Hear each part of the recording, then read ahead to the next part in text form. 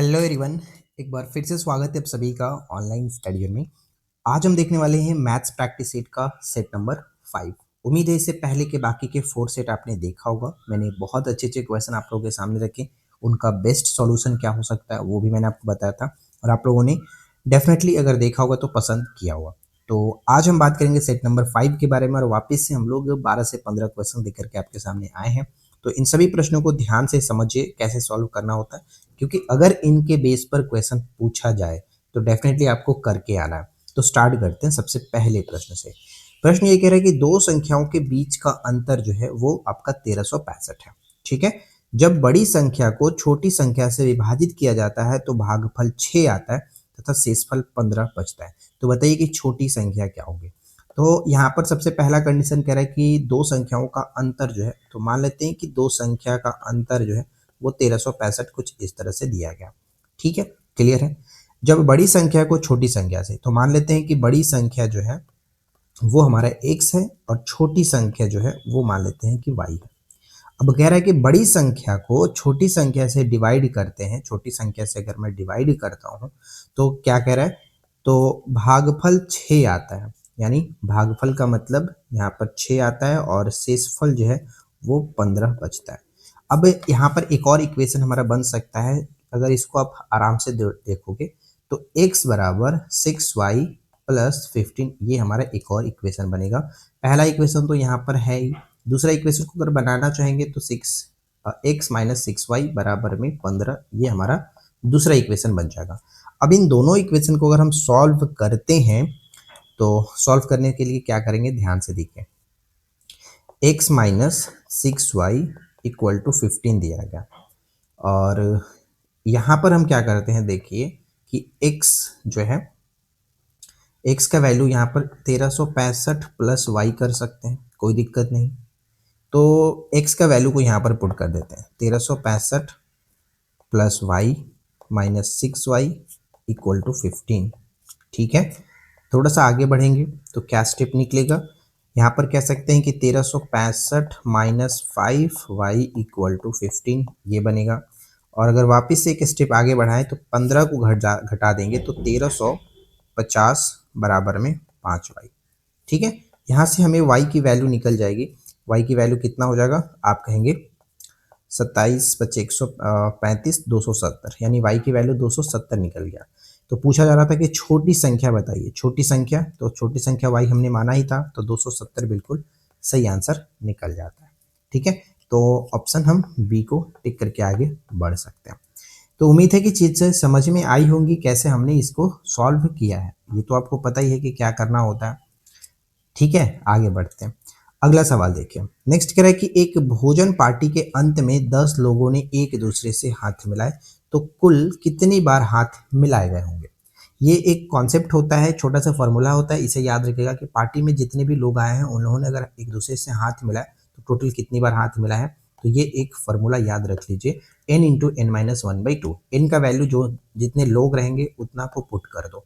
N के जगह पर हमने 10 पुट किया, 10 माइनस 1 करेंगे तो 9/2, यानी कि 9 बचे 45 यहाँ पर सही आंसर हो जाता है। तो राइट आंसर डी को टिक करेंगे। और आप देख पाएंगे कि ये प्रश्न ऑलरेडी पूछा गया था Bihar SSC CGL second CGL में पूछा गया था प्री एग्जाम में। ठीक है, आगे बढ़ते हैं। नेक्स्ट आता है कि यहाँ पर एक अलजेब्रा का क्वेश्चन दिया गया और इसे हमें सॉल्व करना है। तो देखिए, हम यहाँ पर ये ए मान लेते हैं और ये बी मान लेते हैं, बाकी तो वही है, क्योंकि अगर 456 लिखने चलेंगे तो थोड़ा सा टाइम लग जाएगा। तो हम इसे क्या करते हैं, ए प्लस बी मान लेते हैं। ए प्लस बी का होल स्क्वायर दिया गया है, माइनस 2ab लिखा गया है और नीचे हमारा जो है वो वापस से ए स्क्वायर प्लस बी स्क्वायर लिखा गया। ठीक है, अब इसे तोड़ेंगे तो क्या टूटेगा, देखो ऊपर में अगर हम तोड़ते हैं तो a square plus b square plus 2ab और माइनस में 2ab हो गया। ठीक है, नीचे में हमारा ए स्क्वायर प्लस बी स्क्वायर तो दिया है, माइनस और प्लस खत्म, ऊपर में क्या है 2a² प्लस बी स्क्वायर बचा, नीचे में ए स्क्वायर प्लस बी स्क्वायर बचा। तो ये दोनों तो खत्म हो ही गया, तो बचा सिर्फ और सिर्फ 2। तो राइट आंसर ऑप्शन बी। बस इस टाइप के प्रश्नों को एक बार देखना होता है कि हम किसको सॉल्व करें, किसको तोड़े, कि क्या हमें निकलेगा। बस आप आराम से कर सकते हो। ठीक है, कोई दिक्कत नहीं होगा। क्लियर, आगे बढ़ते हैं। अगला सवाल कह रहा है कि बहुपद इतना का एक शून्य जो है वो 3 है, तो बताइए कि p का वैल्यू क्या होगा। जब शून्य का एक वैल्यू दिया जाता है तो वहां पर हमें मतलब x का वैल्यू वो दिया रहता है, बस ये समझना होता है। मान के चलिए कि इस तरह से है, तो x का वैल्यू अगर हम यहाँ पर पुट करते हैं तो 3 का स्क्वायर हो जाएगा plus 3p plus 12 equal to 0, right. यहाँ पर 9 plus 3p plus 12 equal to 0, और 12 9 21 प्लस 3p बराबर में 0। अगर 3p की वैल्यू अगर हम देखें तो यहाँ पे आपका हो जाएगा -21 और p का वैल्यू -7, राइट। तो -7 यहाँ पर ऑप्शन हम सी को टिक कर सकते हैं, कोई दिक्कत नहीं। बहुत ही सिंपल सा प्रश्न था, आराम से हम इसने कर लिया। आगे बढ़े, बिल्कुल। अगला सवाल नेक्स्ट कह रहा है कि एक बाग में कुछ बतख और कुछ बकरियां हैं, यदि सिरों की संख्या 58 और पैरों की संख्या 140, तो बताइए कि बकरियों की संख्या कितनी होगी। इससे पहले वाले भी जो अगर आपने वीडियो देखा होगा तो मैंने फर्स्ट पार्ट में ही आपको ये कॉन्सेप्ट बताया था, बहुत ही सिंपल सा, आपको एक्स वाई वाला बताने की जरूरत नहीं है। बस मैंने आपको छोटा सा ट्रिक बताया था कि अ, पैरों की संख्या को मैंने बताया था, ध्यान दीजिए, अगर आपने पहले वाले वीडियो देखा होगा तो बहुत अच्छे से क्लियर होगा। पैरों की संख्या को आप 2 से डिवाइड करके सिरों की संख्या अगर घटाते हो, सिरों की संख्या घटाते हो तो हमें 4 पैर वाला निकल जाएगा, 4 पैर वाला निकल जाएगा। मतलब 4 पैरों वाला की संख्या जो है वो निकल जाता है। पैरों की संख्या को 2 से डिवाइड करो, पैरों की संख्या कितना है 140 को मैं अगर 2 से डिवाइड करता हूँ और वापस से सिरों की संख्या इसमें से घटा देता हूँ तो हमारे पास 4 पैर वाला क्या है, बकरी, बकरी निकल जाएगा। ध्यान दीजिए, 70 में से 58 गया तो आप कहेंगे कितना, 12। तो 12 क्या है, 12 आपका ये है, 12 बकरियां होंगी। और उसी तरह से अगर 12 बकरियां निकल गई हैं तो पूछा जा सकता है कि बतख की संख्या बताइए, तो सिरों की संख्या में से आप 12 घटा लो, बाकी आपका 58 में से 12 घटा लेंगे तो आप कहेंगे कि 46 जो है वो बतख थे। ठीक है, बहुत सिंपल होता है। इस तरह से अगर आप करोगे तो ये आपको एक याद रखना पड़ेगा कि पैरों की संख्या को 2 से डिवाइड करके सिरों की संख्या अगर हम घटा देते हैं तो हमें 4 पैर वाला निकल जाता है, राइट। आगे बढ़ते हैं। अगला प्रश्न आता है कि एक आदमी की छाया, उसकी छाया की जो लंबाई है आदमी की ऊंचाई का 1/3 गुना हो जाता है, तो सूर्य का उन्नयन कोण बताइए। तो हम ये मानते हैं कि आदमी का जो हाइट है वो कुछ इस तरह से है, आदमी की हाइट h मान लेते हैं, और इसकी जो छाया है वो छाया कुछ इस तरह से पड़ रही होगी। तो ऊंचाई कह रहा है कि छाया की लंबाई आदमी की ऊंचाई का 1/3 है, 1/3 गुना हो जाता है। यहाँ तक कोई दिक्कत नहीं। और उन्नयन कोण जो है हमें निकालना है, यानी उन्नयन कोण ये जो कोण होता है यहाँ से ये कोण निकालना है। तो यहाँ पे क्या कर सकते हैं, हाइट एंड डिस्टेंस आपने पढ़ा होगा, तो थीटा के सामने की भुजा को क्या कहते हैं, लंब, और ये लंब है और ये आपका आधार हो गया, यानी ये लंब है और ये आधार हो गया। तो लंब बटे आधार किस में होता है, टैन में होता है। टैन थीटा की अगर वैल्यू रखते हैं तो लंब बटे आधार, लंब और बटे में कितना हो जाएगा, आधार। तो आधार का मतलब 1/3 h, इस तरह से रखेंगे। यहाँ तक तो सब क्लियर है, कोई दिक्कत नहीं है। अब इसको अगर हम देखेंगे तो क्या हो जाएगा, h इसके नीचे 1 है और ये आपका 3 बटा ऊपर में चला जाएगा, नीचे में आपका वापिस से h आ जाएगा, h खत्म हो गया यानी √3 आएगा। तो tan थीटा वैल्यू √3 किस में होता है, आप कहेंगे tan 60 का वैल्यू जो है वो √3 के बराबर होता है। तो tan से tan खत्म, यानी थीटा के वैल्यू कितना डिग्री, 60 डिग्री। तो प्रश्न तो आपसे यही पूछा गया था कि बताइए कि उन्नयन कोण, सूर्य का उन्नयन कोण क्या होगा, क्योंकि सूर्य तो यहीं पे चमक रहा होगा, तो सूर्य का उन्नयन कोण जो है हमारा 60 डिग्री निकल करके आ जाता है। सिंपल है, समझ में आएगा। अगर आपने हाइट एंड डिस्टेंस अच्छे से पढ़ा होगा तो डेफिनेटली आप आराम से इस प्रश्न को कर सकते हैं। 9th-10th में हमने इसे अच्छे से पढ़ा है। और अगर आपने हमारी मैथ्स वाली क्लास को ध्यान से पढ़ा है, जिसमें मैथ्स में मैंने आपको सभी चैप्टर से बहुत बेहतरीन तरीके से पढ़ाया है, तो आप जा करके उसे देख सकते हैं। देखा हुआ तो अच्छी बात है, नहीं देखा तो फिर ये आपकी लापरवाही है, हम इसमें कुछ कर नहीं सकते हैं। नेक्स्ट प्रश्न आता है कि sine a plus sine square ए बराबर 1 दिया गया, तो बताना इसका वैल्यू क्या होगा। देखो बहुत सिंपल सा प्रश्न है ये कि sine a plus sine square a equal to 1 है। तो साइन ए की अगर हम वैल्यू देखें तो 1 माइनस साइन स्क्वायर ए होगा। और हम जानते हैं एक चीज की sine square theta plus cos square theta जो होता है वो 1 के बराबर होता है। ठीक है, तो यहाँ पर अगर हम देखें तो साइन ए की वैल्यू जो होगा वो कॉस स्क्वायर थीटा के बराबर है। यहाँ तक तो कोई दिक्कत नहीं है। अब प्रश्न पर क्या पूछा जा रहा है वो देखते हैं। कॉस स्क्वायर ए प्लस कॉस स्क्वायर कॉस की पावर 4 ए बराबर पूछा जा रहा है। तो इतना का वैल्यू क्या निकल गया, साइन ए। तो यहाँ पे हम साइन ए रख लेते हैं। और अगर इसको देखो, ध्यान से देखो, अगर हम यहाँ पर इसको इस तरह से लिखे तो कोई दिक्कत होगा? बिल्कुल नहीं होगा, क्योंकि इसका मतलब तो वही है। तो sign a plus cos square ए का वैल्यू तो साइन ए दिया गया है, तो साइन ए ऊपर से स्क्वायर स्क्वायर यानी साइन ए प्लस वापिस से साइन स्क्वायर ए, और इसका वैल्यू तो प्रश्न में ही हमारे पास था 1। तो करेक्ट आंसर क्या होगा? 1, ऑप्शन बी। ठीक है, सिंपल। आगे बढ़ते हैं। अगला सवाल नेक्स्ट कह रहा है कि बिंदु ए दिया गया, बी दिया गया, सी दिया गया से बने त्रिभुज का क्षेत्रफल बताइए। तो चलिए फिर त्रिभुज का क्षेत्रफल देखते हैं। देखो, त्रिभुज जो है वो इस तरह से होगा, मान के चलते हैं ए बी और सी। ए जो है 6 0, बी 4 0 और सी जो है 16 और 8। त्रिभुज का क्षेत्रफल क्या होता है? क्या है त्रिभुज का क्षेत्रफल? क्या होता है? एक फॉर्मूला है जो कि याद रखना आपको, 1/2। देखो, इसके लिए मैंने एक बस जब मैं पढ़ता था 11th क्लास में, तो इसके लिए मैंने याद किया था 11th-12th में कि 123 231 312, बस इसी पर मैं बैठा देता हूँ। अब स्टार्टिंग का x होगा, y मतलब x1 होगा, x2 होगा, x3 होगा। ध्यान से देखिए, मैं यहाँ पे लिखता हूँ x1 लिखूंगा तो ये 2 और 3 जो दिख रहा है वो y2 y3 होगा, y2 माइनस y3। इसी तरह से प्लस का साइन देंगे फिर से, 2 का मतलब x2 होगा, और 3 1 जो है वो y3 माइनस y1 होगा, राइट। इसी तरह से x3 होगा, फिर y1 माइनस y2 हो जाएगा। ये हो गया हमारा फॉर्मूला, त्रिभुज का क्षेत्रफल निकालने का फॉर्मूला। अब इसी फॉर्मूले पर हम यहाँ पर पुट करेंगे सभी वैल्यू को, राइट। तो ये ए है, बी है, सी है, यानी ए का मतलब जैसे कि ए हो गया, बी हो गया, सी हो गया, इस तरह से समझिएगा।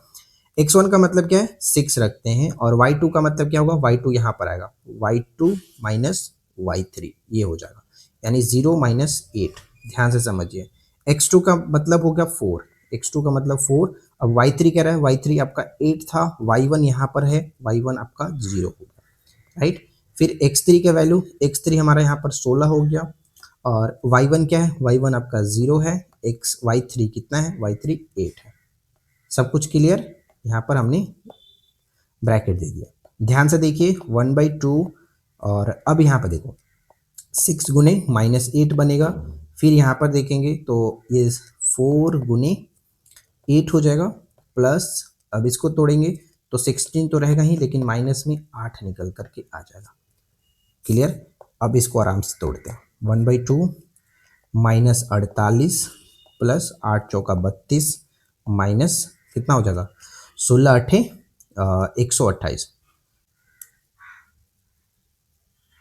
कुछ तो गलती हुआ है। अच्छा, यहाँ पर y2 था ना, y2 था तो हमने y3 लिखा, y2 तो 0 है, y2 0 है, सॉरी सॉरी सॉरी, यहाँ पर y2 0 है, तो यहाँ पर 0 करा हमने, तो 0 0 0 हो जाएगा, तो ये पूरा 0 हो जाएगा। ध्यान दीजिएगा, ये पूरा 0 हो जाएगा, माफ़ी चाहूँगा, ये मिस्टेक हो गया था, यहाँ पर ये 0 हो गया।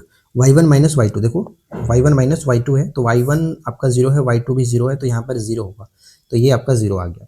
इस तरह हम इसको अब हटाते हैं और वापस से करते हैं।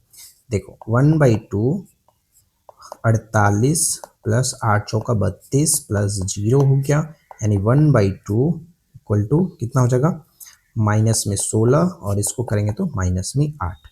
ठीक है, और क्षेत्रफल कभी ऋणात्मक में नहीं होता है, इसलिए मैं आप मोड करके आप ऐड कर सकते हो, ये ध्यान में रखिएगा। यानी क्षेत्रफल आपका कितना आ जाएगा, 8 आएगा। लेकिन लेकिन लेकिन अब आप देखोगे कि ऑप्शन में तो है नहीं, यानी हमारा ऑप्शन इसमें से कोई नहीं है, ऑप्शन ई होगा।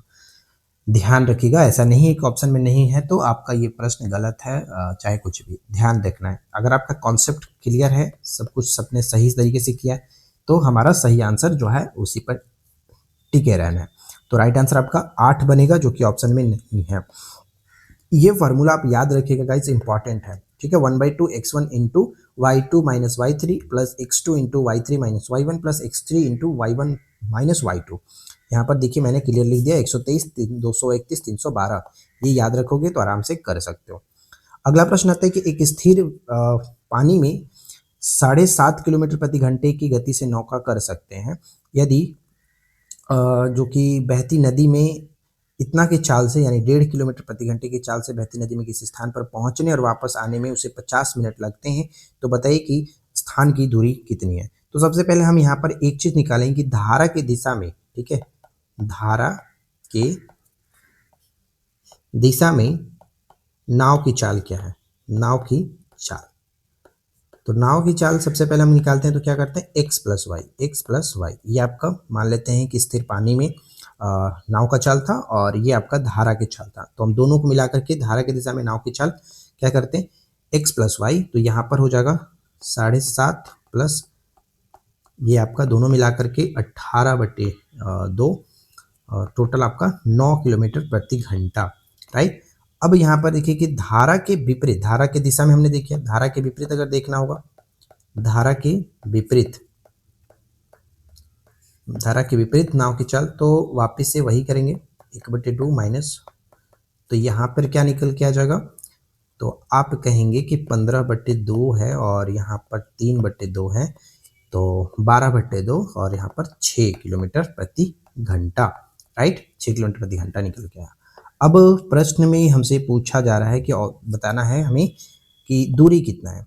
तो अब मैंने आपको एक चीज़ बताया था कि जब एक डिस्टेंस को जाते हैं और वापस वही डिस्टेंस पे आते हैं तो समान जब दूरी हो तो हम औसत चाल निकाल सकते हैं।